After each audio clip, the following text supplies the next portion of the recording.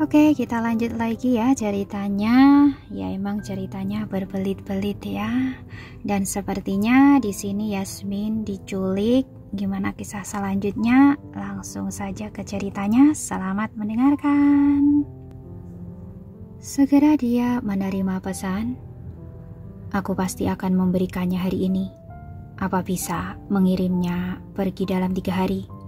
Apa tempat itu bisa diandalkan?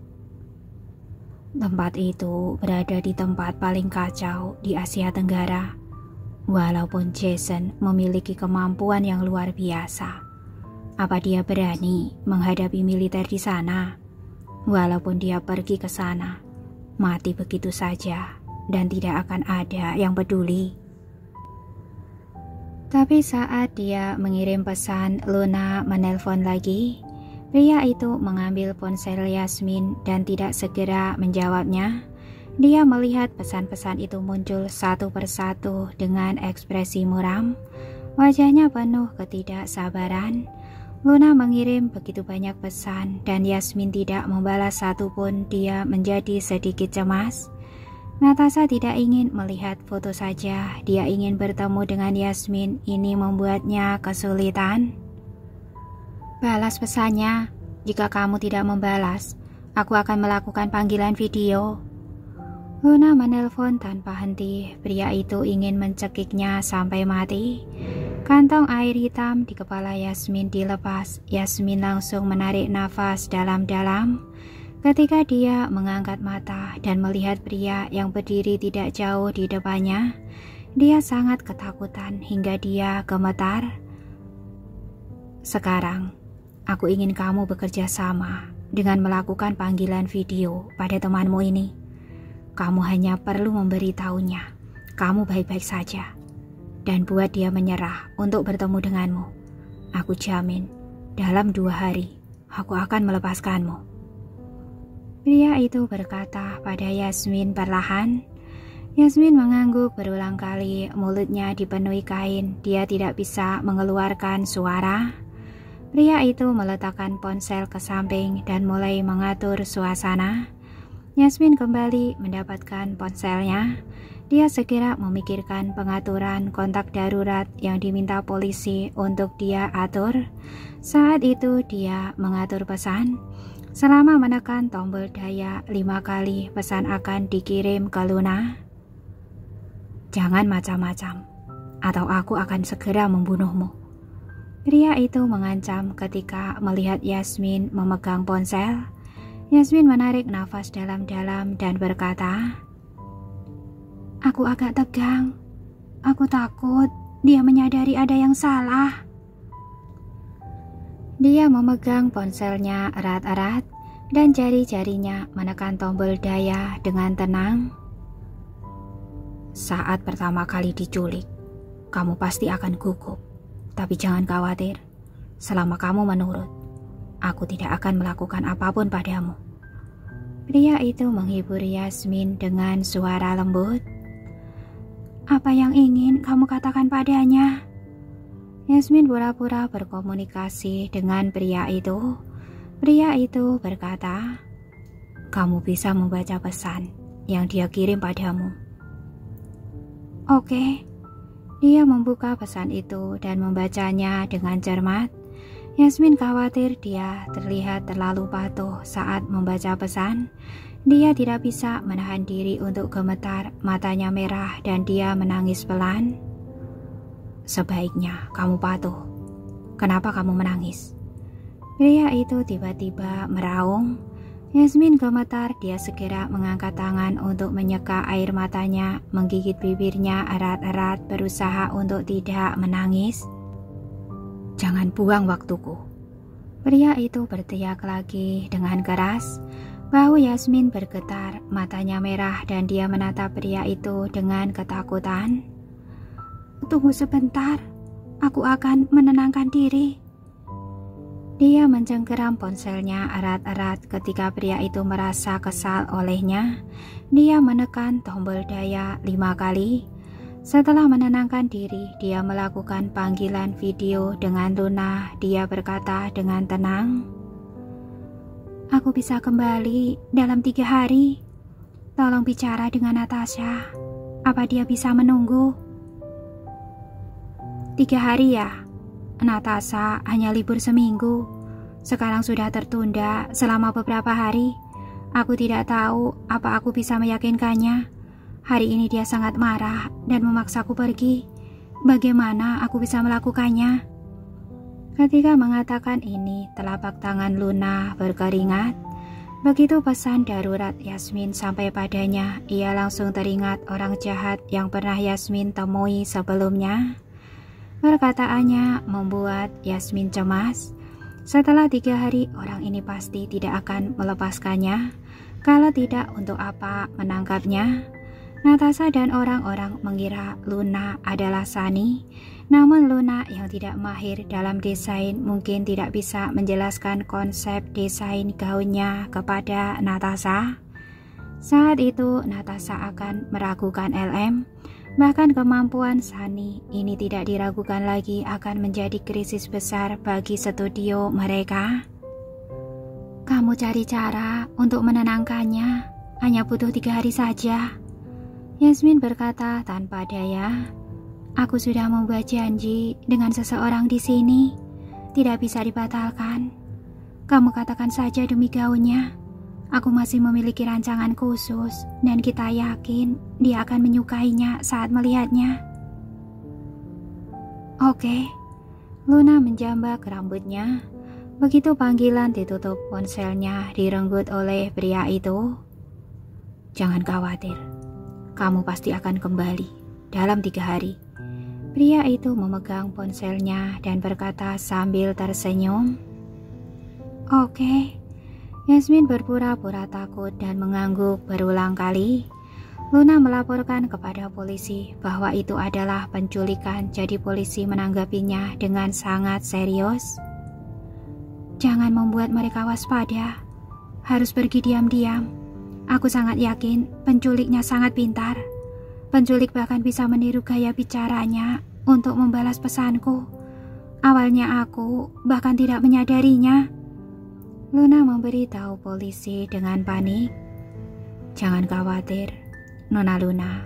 Penculiknya masih di dalam negeri. Jangan khawatir. Polisi itu menghibur Luna. Keluar dari kantor polisi, wajah Luna menjadi pucat. Dia tidak tahu apa harus memberitahu Jason atau tidak. Bagaimana jika Jason sangat panik?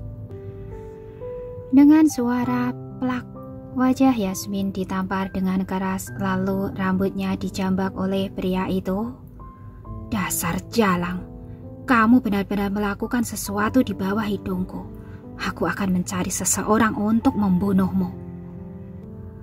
Mata Yasmin dipenuhi bintang ketika dipukuli, telinganya berdenging, dan pipinya sakit seolah-olah kulitnya pecah-pecah.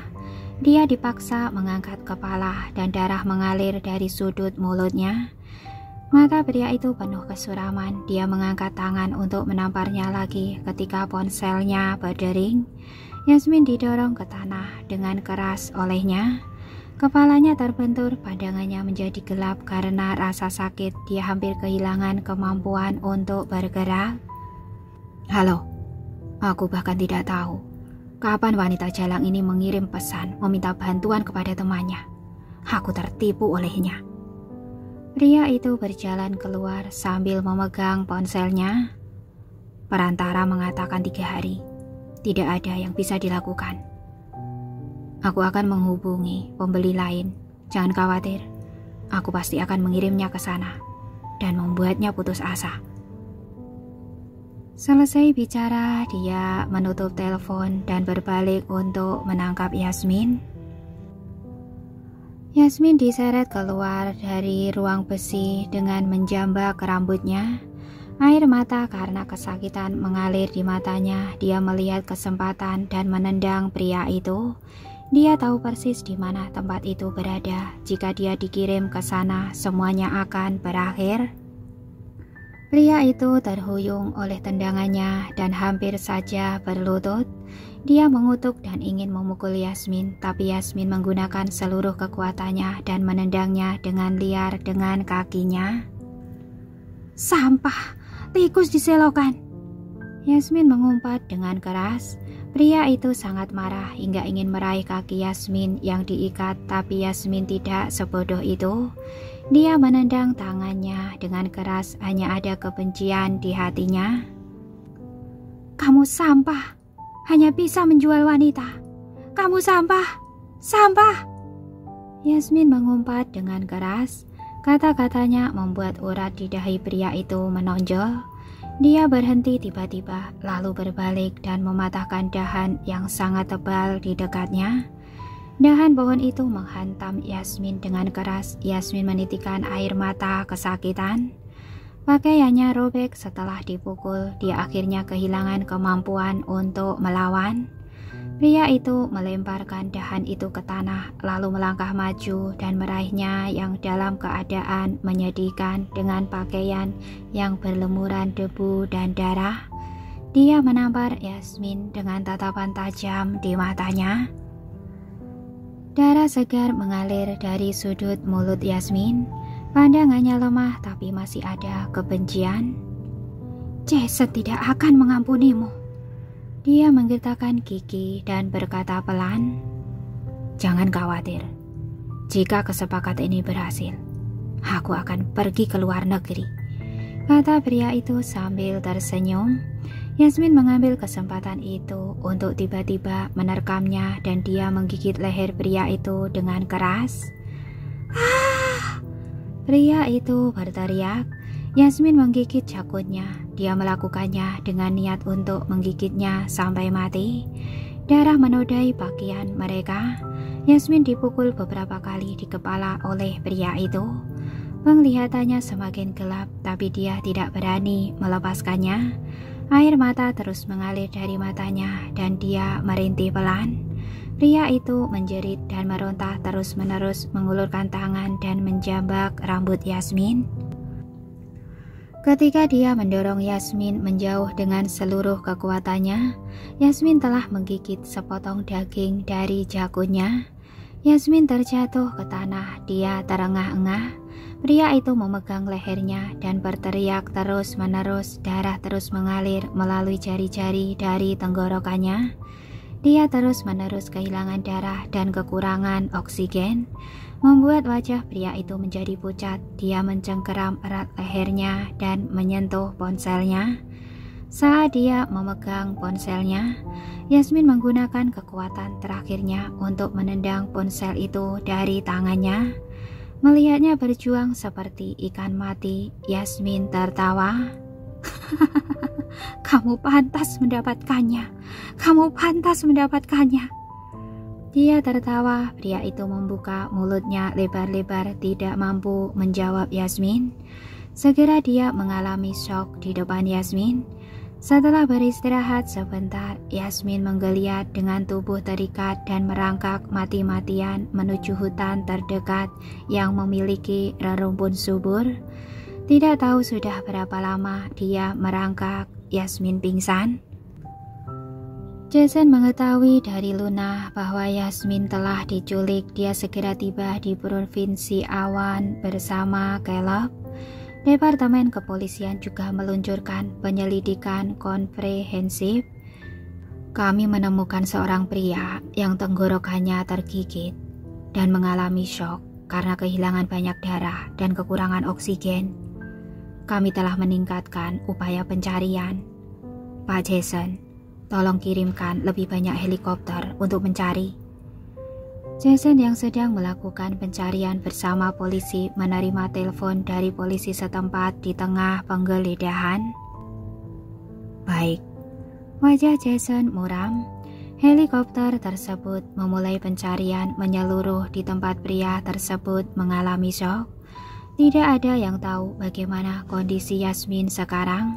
Jika lukanya lebih serius daripada penculiknya, dan pencarian dan penyelamatan tertunda selama 1 detik saja, dia akan berada dalam bahaya yang lebih besar.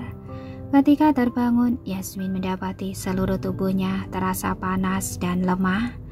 Dia menduga itu adalah demam tinggi yang disebabkan oleh infeksi pada lukanya. Dia berbaring di rerumputan. Dia merasakan segalanya seperti mimpi. Dia tidak pernah menyangka akan menghadapi hal seperti ini dalam kehidupannya yang biasa. Adegan saat dia melawan penculiknya seperti adegan film. Suara gemerisik terdengar di dekatnya. Yasmin dan tidak memiliki kekuatan untuk bergerak melihat ke tempat asal suara itu dengan kewaspadaan di matanya. Rumput telah dibersihkan, wajah pucat dan lelah Jason muncul. Yasmin menatapnya, air mata langsung mengalir dari matanya.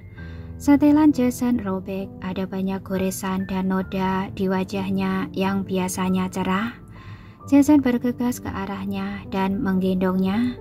Yasmin jatuh ke pelukannya. Dia menatap mata Jason dan membuka mulutnya, tapi tidak ada suara yang keluar. Aku akan membawamu pulang. Tidak apa-apa. Tidak apa-apa. Jason memeluknya erat. Yasmin ingin mengatakan lukanya sangat sakit ketika dia menekannya.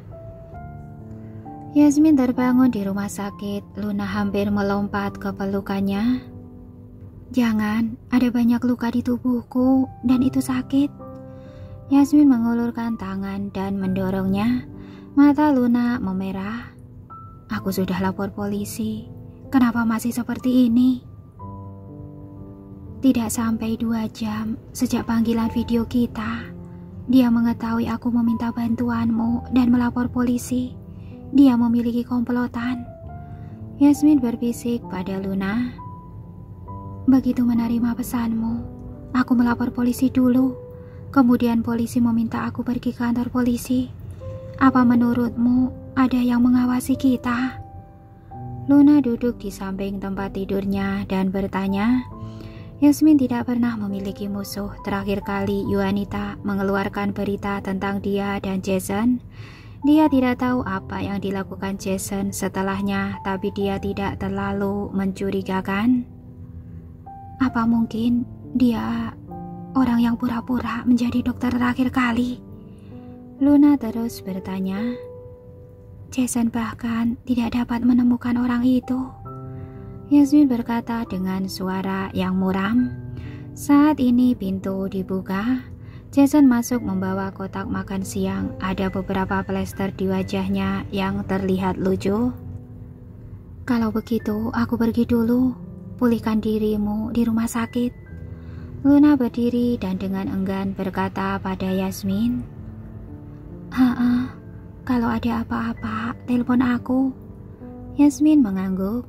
Setelah Luna pergi, Jason membuka tutup kotak makan siang dan bertanya padanya. Apa tubuhmu masih sakit? Lumayan, jawab Yasmin.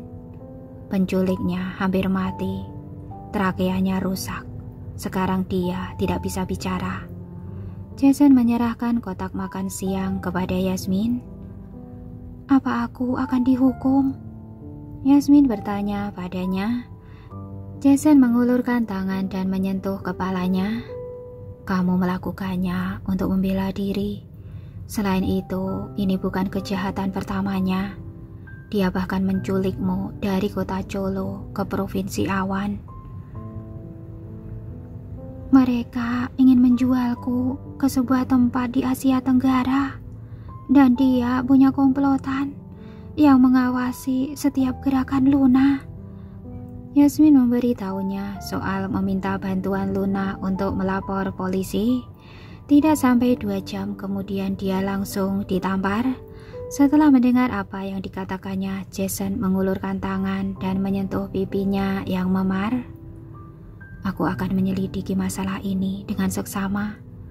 Mulai sekarang, Caleb akan selalu mengikutimu. Aku tidak mau. Yasmin langsung berkata. Dia tidak menginginkan orang Jason. Patuh ya. Apa kamu ingin menunggu sampai keadaan parah, baru kamu menyesal?